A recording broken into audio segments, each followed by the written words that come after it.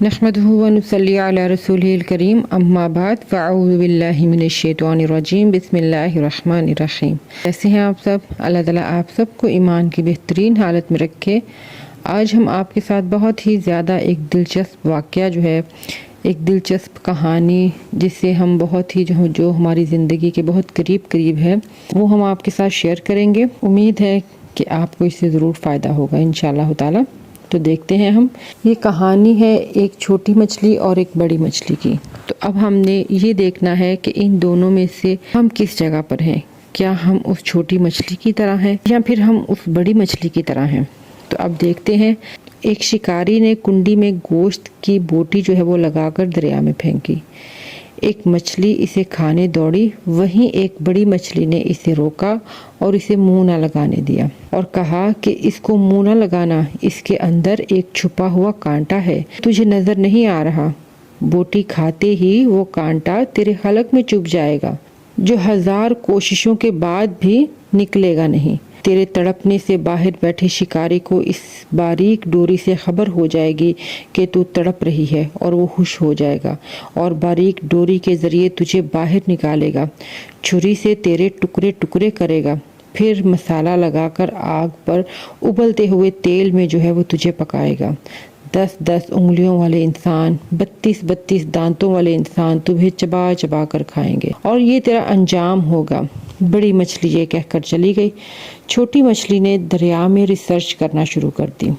جیسے کہ آج کل کے ینگ جنریشن ہیں وہ سمجھتے ہیں کہ ہم سب کچھ جانتے ہیں اور بڑے بوڑھے وہ پرانی کہاوتیں وہ سناتے ہیں۔ اسی طرح مچھلی نے کیا کیا کہ مچھلی نے ریسرچ کرنی شروع کی اور دیکھا کہ نہ ہی تو شکاری ہے، نہ کہیں آگ لگی ہوئی ہے، نہ کھولتا پانی ہے، نہ تیل ہے، نہ مرچ مسالہ ہے، نہ 10 انگلیوں والے ہاتھ ہیں اور نہ 32 دانتوں والے انسان ہیں، کچھ بھی نہیں تھا۔ چھوٹی مچھلی کہنے لگی، یہ بڑی مچھلی وہ ان پڑھ جاہل ہے، پتھر کے زمانے کی باتیں کرنے والی، کوئی حقیقت نہیں ہے اس کی باتوں میں نے خود ریسرچ کی ہے، اس کی بتائی ہوئی کسی بات میں بھی سچائی نہیں ہے، میرا ذاتی مشاہدہ ہے اور وہ ایسے ہی سنی سنائی غیب کی باتوں پر یقین کیے بیٹھی ہے۔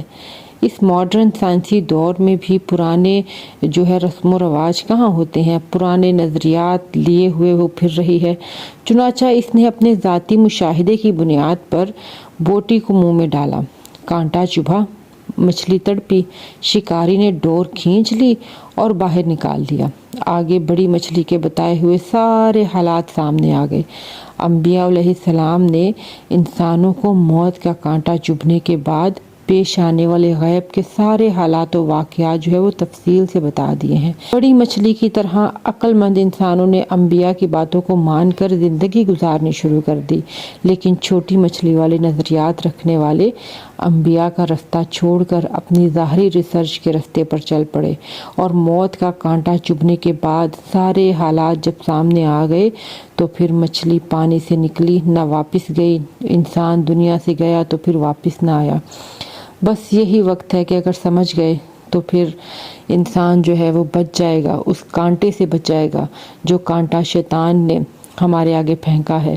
اگر تو وہ کانٹا ہم نگل گئے تو موت کا جو کانٹا ہے وہ ہمارے حلق میں پھنس جائے گا، اور پھر وہ جب موت کا کانٹا ہمارے حلق میں پھنسے گا تو پھر اس کے بعد آگ اور تیل اور سب کچھ ہوگا، لیکن زندگی واپس نہیں ملے گی۔ تو اسی لیے آپ سب سے گزارش ہے کہ اس بڑی مچھلی کی طرح عقل مند بنے، اس چھوٹی مچھلی کی طرح ماڈرن نہ بنے، اپنے آپ کو آگ کے گڑھے میں نہ ڈالیں، اپنے آپ کو بچا کر رکھیں، آگ سے بچائیں، اپنے آپ کو بچائیں، اپنے گھر والوں کو بچائیں۔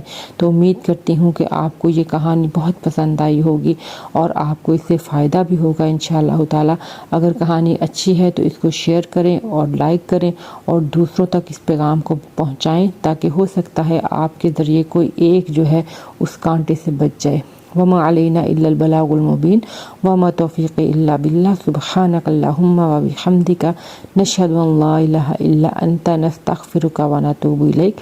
السلام علیکم ورحمۃ اللہ وبرکاتہ۔